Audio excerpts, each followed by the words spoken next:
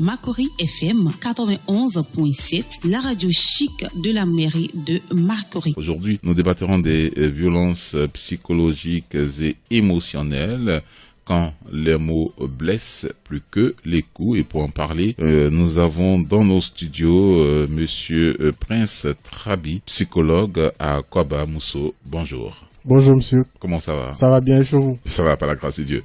En tout cas, merci d'être là pour nous éclairer sur la question. Je vous rappelle le thème, madame, monsieur, violences psychologiques et émotionnelles quand les mots blessent plus que les coups. Pour tout savoir donc sur les violences psychologiques et émotionnelles, restez à l'écoute de ce programme. Alors tout de suite, Prince Trabi, psychologue à Kwaba Mousso, dites-nous qu'est-ce que les violences psychologiques ou émotionnelles? Merci pour la question. Les violences psychologiques sont des violences invisibles, mais très destructrices. Elles se manifestent parfois par les humiliations, par le rabaissement, par les insultes.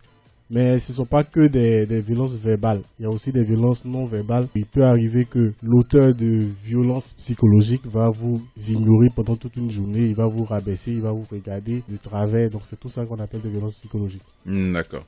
Écoutez cette illustration sonore d'un exemple de violence psychologique. Makori FM 91.7, la radio chic de la mairie de Makori. Hey, chérie, c'est aujourd'hui que mon ami Georges vient. Hein? Et Georges aussi. Voilà, donc il faut que tout soit prêt. Tout de suite, je suis en train de voir s'il y a du vin. Tu m'as parlé de vin là, j'espère que tu as acheté. Non, le vin est là, tranquille. Giorgio! Mais... Oh, mais c'est pas vrai. Mais comment tu vas? Attends que je me place. Oui, place-toi bien. Voilà, place-toi. que je te vois. Moi aussi, quand je te vois. Oh, madame, comment va? Ça va. Elle est toute belle. Oh, monsieur Allez. Georges. Bonne arrivée. Ouais, mais dis-moi, tu es seul? Non, je suis avec madame. Elle n'est pas encore arrivée. Non, elle n'est pas ici. Tu as vu? Celle, elle est trop bête. Aïe. Moi, je te dis, passe à gauche. Je passe à gauche, je ne la vois pas. Certainement, elle est passée de l'autre côté. Oh, mais elle est toute belle. Ouais. Ça va? Bonjour mon beau. Tu es devenue Ça plus va. belle qu'avant. Merci. Yedi, tu es passé par où? Quand je suis sortie là, il te cherchait, tu n'étais pas là. Tu es passé par où? Je t'ai posé une question, puis toi, tu me conjuges. J'ai pris l'autre route là. Je n'ai pas dit. Tu as vu que tu es bête, non? Aïe. Non, elle est bête. Tu es bête. Je te dis passe à gauche. Mais passe à gauche, ton mari te dit passe à gauche. Si tu passes à gauche, ça fait quoi? Bon, Georges. C'est quoi ça? Ce qu'on va faire, hein, asseyons-nous. Hein. Voilà, on s'assoit. Attends. Il faut doubler la chaise là. Elle est tellement grosse. Aïe. Non, les chaises là sont bien solides. Oh, ma chère, faut doubler. Ma femme là, je la connais. De toute façon, tu es fine comme ça là. Elle n'est pas comme ça, oui. Oh, Georges. Bon, sinon, les deux ont la même forme. Mais bon, voilà. Ok. On t'a demandé de t'asseoir. Donc, toi. On t'a dit. Yeah! Tu es comment même? Ça là, on appelle ça sauvage. Tu es sauvage. Au moins quand tu arrives quelque part là, on te demande assieds-toi. Et puis toi, tu t'assois. Tu es sauvage comment même? Georges. Oh. Makori FM 91.7, la radio chic de la mairie de Makori. Prince Trabi, psychologue à Kwaba Mousso. Nous allons donc commenter cette illustration. Dites-nous qui sont les victimes, qui sont les auteurs, quels profils sont les plus exposés à ces violences psycho ou émotionnelles. D'accord. En fait, les victimes, c'est tout le monde. Les hommes, les femmes, les enfants, tout le monde. Les auteurs aussi, c'est aussi tout le monde. Sauf que les violences psychologiques et émotionnelles se passent généralement quand il y a une relation. C'est les femmes qui sont beaucoup plus victimes et les hommes sont auteurs. Mais ça ne veut pas dire que les hommes sont tous des auteurs. Mais les femmes aussi sont autrices aussi des violences psychologiques et émotionnelles. Quels sont les plus exposés à ce genre de violences? Les plus exposés, c'est les femmes et les enfants. Donc que ce soit l'enfant qui est d'une famille recomposée, que ce soit l'enfant qui est d'une famille normale, c'est pareil. C'est pareil. Toujours victime. Dès qu'il y a une violence psychologique au sein du couple, l'enfant il est affecté. Et ça c'est ce qui fait qu'à Kwaba Mousso même on fait la prise en charge des enfants quand la maman vient. C'est-à-dire on se dit que l'enfant il est forcément affecté. Donc que ce soit une violence physique ou psychologique, peu importe, nous faisons la prise en charge de l'enfant, surtout la prise en charge psychologique.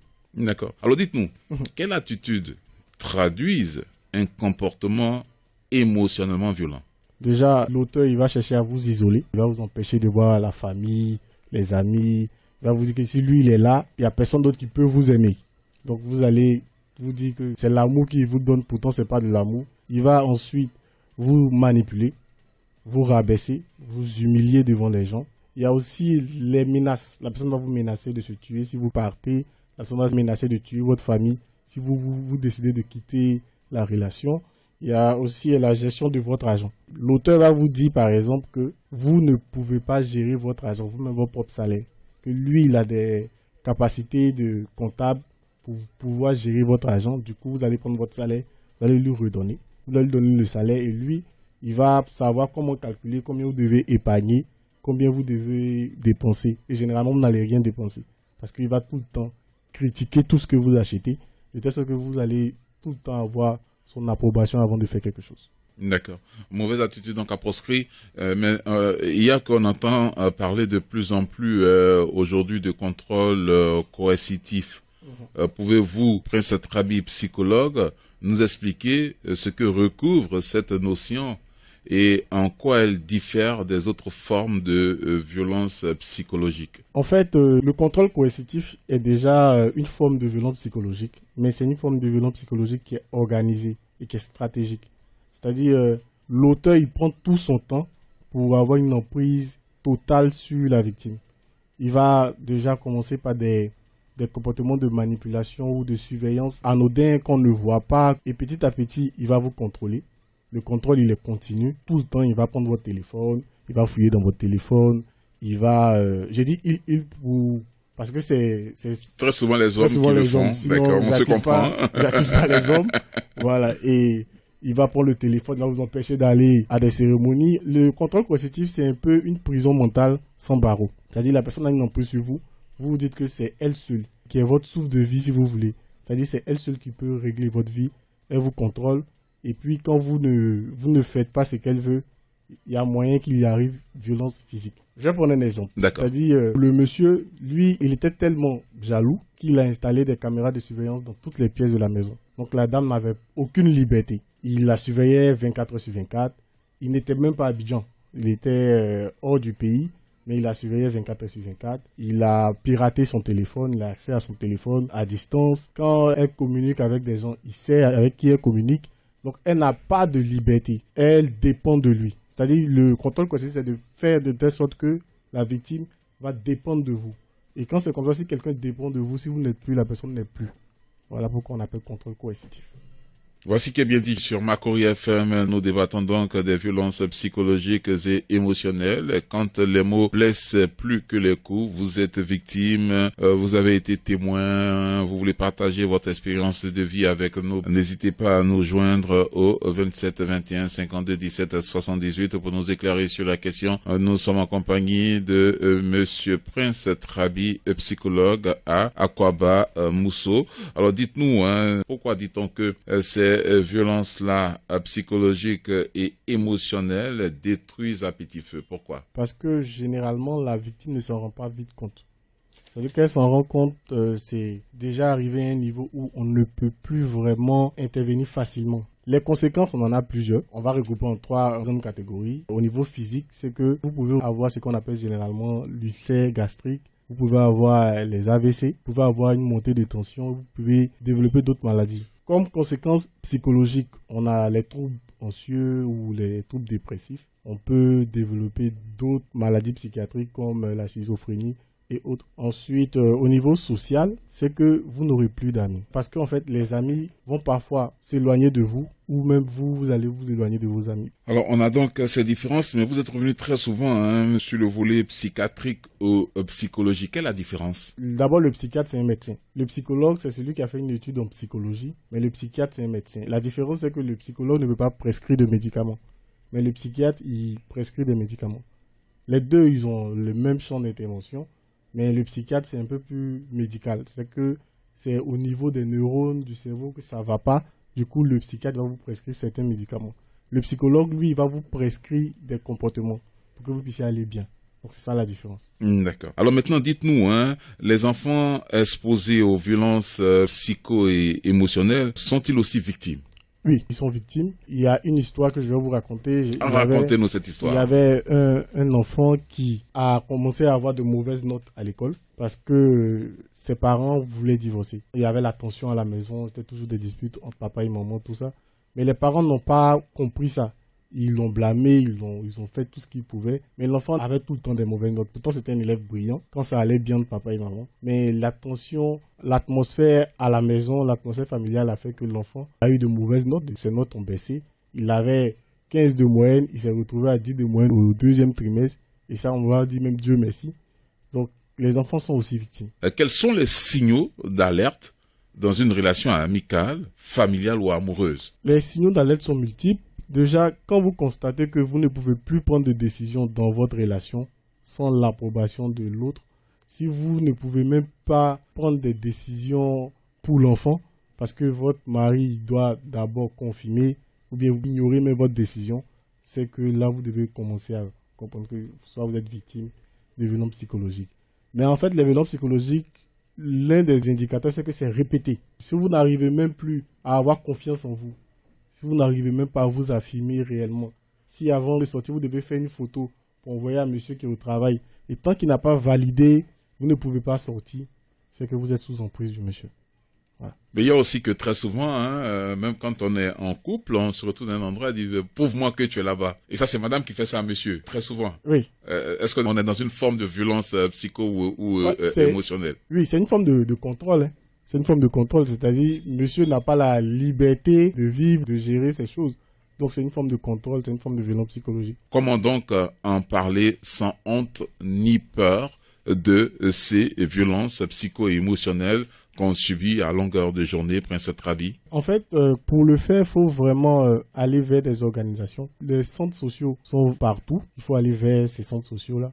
Il faut demander à des amis, il faut contacter des organisations comme Akwaba Mousso, où vous pouvez avoir accès aux psychologues, aux assistants sociaux qui vont vous écouter, qui vont nommer le type de violence que vous vivez.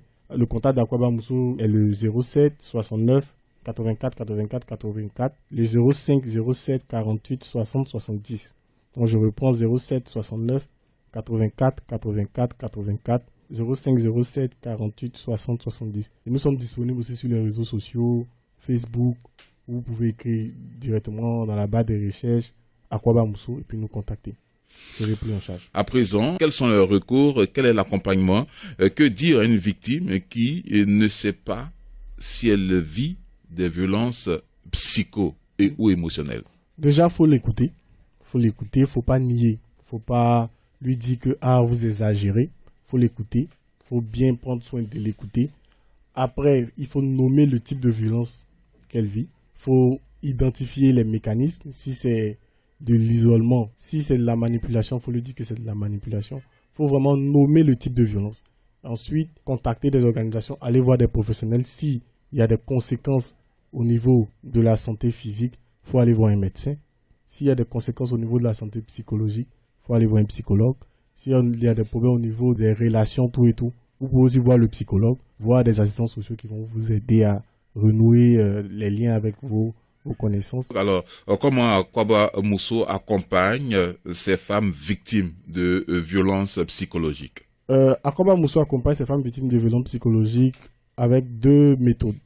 Une méthode qui est individuelle, c'est-à-dire vous allez venir en consultation avec le psychologue, il va vous écouter, il va faire votre diagnostic, il va trouver quelle psychothérapie il faut pour vous accompagner. Ensuite, il y a une deuxième méthode qui est les groupes de parole, c'est des interventions de groupe où vous venez vous parler avec d'autres femmes qui ont vécu la même chose que vous.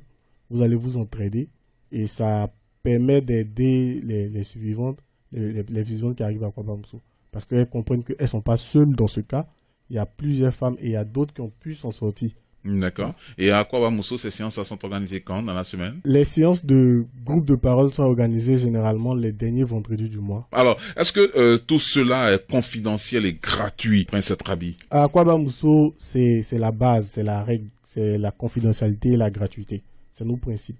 Quand vous venez, vous avez la possibilité de dire « Moi, je veux le psychologue, je veux la juriste » ou bien « Moi, je veux le psychologue, je veux le médecin, je veux la sage-femme, mais je ne veux pas la juriste parce que je ne veux pas traduire mon mari en justice. » On ne va pas vous forcer. C'est gratuit, vous aurez accès à ces personnes-là. Et ce sont ces personnes-là qui auront information de votre histoire. Et ces personnes-là ne vont pas divulguer votre histoire dehors. c'est sûr, à 100%. Merci, Prince Trabi, d'être venu nous éclairer sur les violences psychologiques et émotionnelles. Merci. Quand les mots blessent plus que les coups. Je le rappelle, vous êtes psychologue à Akwaba Mousso. Madame, monsieur, les violences psychologiques et émotionnelles laissent des blessures invisibles, mais profondes. Elles isolent, détruisent l'estime de soi et minent le quotidien de nombreuses victimes en silence. Briser ce silence, c'est déjà commencer à guérir. Parlons-en, écoutons, soutenons. Que ce soit dans les couples, en famille, à l'école ou au travail, aucun mot blessant, aucune humiliation, aucun contrôle excessif ne doit être banalisé. Il existe des structures d'écoute, d'aide et d'accompagnement comme Akwaba Mousso que vous pouvez joindre au 07 69 84 84 84 ou au 05 07 48 60 70. N'hésitez pas à en parler, à demander de l'aide, parce que personne ne mérite de souffrir dans l'ombre. Makori FM 91.7, la radio chic de la mairie de Makori.